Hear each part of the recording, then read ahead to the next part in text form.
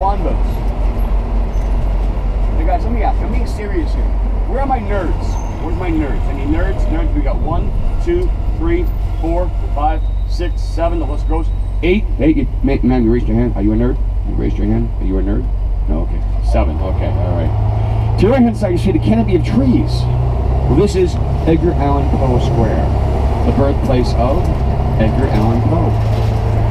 Born in Boston, January 1809. Poe had this rather strange medical condition. When he would sleep, his body temperature would drop dramatically. He feared he slept in the company of strangers he'd be mistaken for a dead man and buried alive. It certainly was an inspiration. One of the nicknames is the Athens of culture. Many of America's greatest literary minds have lived in the Boston area. Thoreau, Cole Horton, Longfellow, and even Dr. Seuss. On the left-hand side, there's a series of bronze statues being ridden by kids, the statues of ducklings. Well, they commemorate the children's story, Make Way for Ducklings, written by Robert Muchowski in 1941. Well, this is the official children's story in Massachusetts. On Mother's Day, there's the annual Make Way for Ducklings parade, which consists of little boys and girls dressed as the characters in the story. The kids are paraded around the common into the public garden, escorted by a police car, a fire engine, and a Harvard University marching band. Has anyone here read this story? Anybody read this story? Make Way for Ducklings? You read it, sir? You don't like it? All right, I'm on page like 4. Oh, tell me the ending. Yeah, I got it when I was 7 years old. I'm almost there. Almost there. Okay, we're going up what's called Beacon Hill. The Beacon Hill neighborhood was the first planned neighborhood in Boston. Made up by the Mount Vernon proprietors. The Mount Vernon proprietors were real estate speculators. In the early 19th century, they purchased 18 acres of this hill for $18,000. They subdivided the land and did quite well. Several notables have lived here. They would include Louisa Alcott. Who was she? Anybody? Writer and poetess. Her stories were Little Women and the sequel, Little Men. Being serious. Robert Frost lived here in Beacon. He lived at 89 Mount Vernon Street, as did the singer-songwriter Cardi Simon. We're passing by a reflecting pool. It's called the Frog Pond. The last of the 3 ponds on the common. That's when the summer many kids will cool off. That's when the winter many of us will ice skate under the soft lights, little Coco, soft music, little Barry Manilow. Looks like we're made. Sorry, little flashback. Just reminiscing. Now, people comment and say, Meatball, what's up with the color of the water? Well, actually, it's the color of the concrete under the water. So, in the middle of summer, like, oh my, now it's clean. It's all good. Matter of fact, about every other week or so, they actually drain it and they scrub it down, clean it out. Please look to our left to see along the sidewalk there's natural gas lamps. They're on in broad daylight. They have been on continuously since 1911. It was thought to be less expensive to employ a lamplighter to turn them on and off daily. I'm sure to keep them up. It might be less expensive to leave them on daily to have a lamplighter turn them off daily. Hey guys, we're going to go up Beacon Hill. At one time this was just what it implies, a hill with a beacon. When the first settlers, the Puritans, had landed, they realized that Boston's harbor could support large ships. They had concerned other Europeans, more so than Native Americans, would come to Boston, drop anchor, row ashore, and sack the town. So on top of the tallest natural landmark was placed a 60-foot pole. On top of the pole was placed a bucket of tar, a bucket of pitch to be lit in such an attack by marauders. Thus the beacon on the hill, Beacon Hill, and there never was an attack by marauders. To your left, you'll see the west lawn of the State House, also known as Hancock Meadows. That's where John Hancock had lived. Aside from being the first signer of the Declaration of Independence, he was also the first governor of Massachusetts after the Revolution. He served 10 terms as governor. He passed away in 1793, at which point Samuel, who didn't know the man, or Mr. Adams, became governor.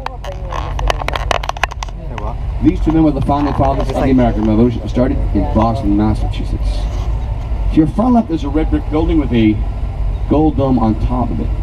This is properly called the new State House. The old State House is 4 blocks down the street. Built in 1795 to 1798, built in the Federalist style. That's the Charles Bulfinch creation. Charles Bulfinch was America's first professional architect. The wings on the left and right were added during the years of the First World War. The red is a monument paying tribute to Robert Gould Shaw, the leader of the 54th Regiment, the first all-black volunteer unit in the U.S. Army. If you've seen the movie Glory, that's loosely based on the 54th Regiment. Oh, they found me. God. Bad boys, what you gonna do? What you gonna do?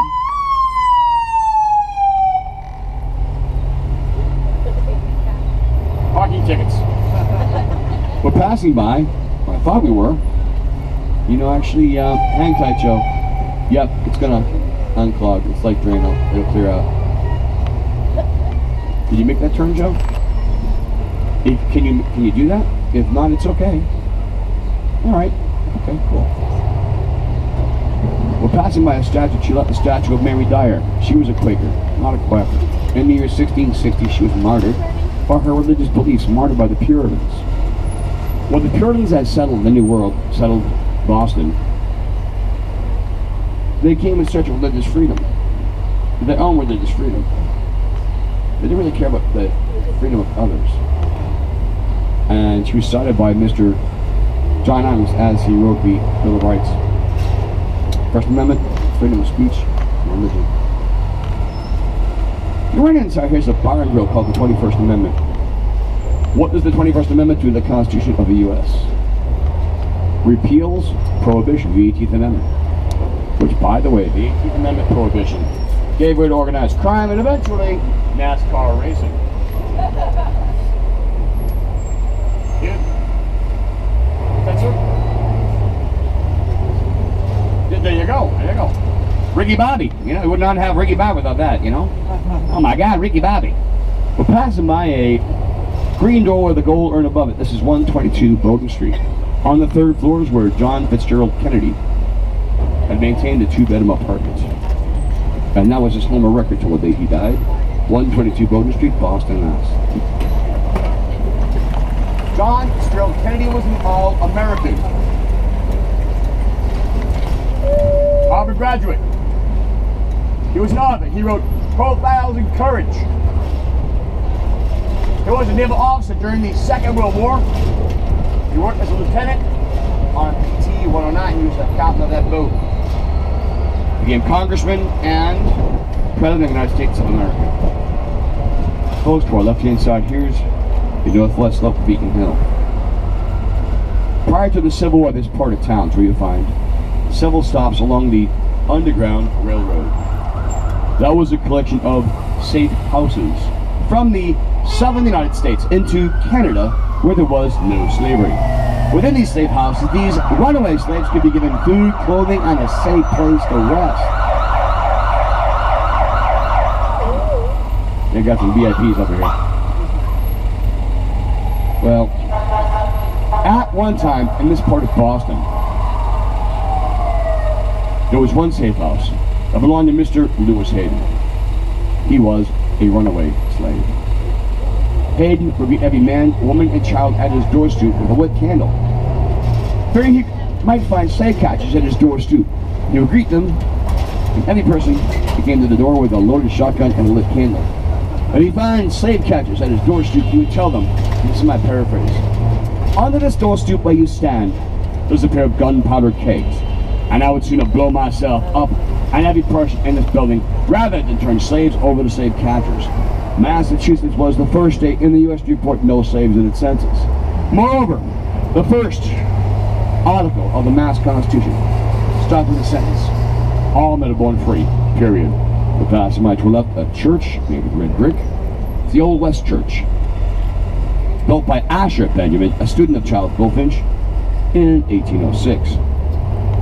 In the basement of this church, one November day in 1960, John Fitzgerald Kennedy had cast his ballot when he ran for the office of President of the United States of America.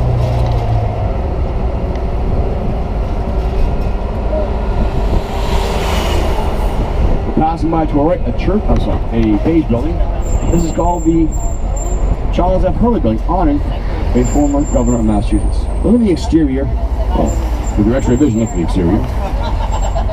Developed by the Krypton. That's called corduroy concrete. Each and every one of these rows was hand-carved with a chisel.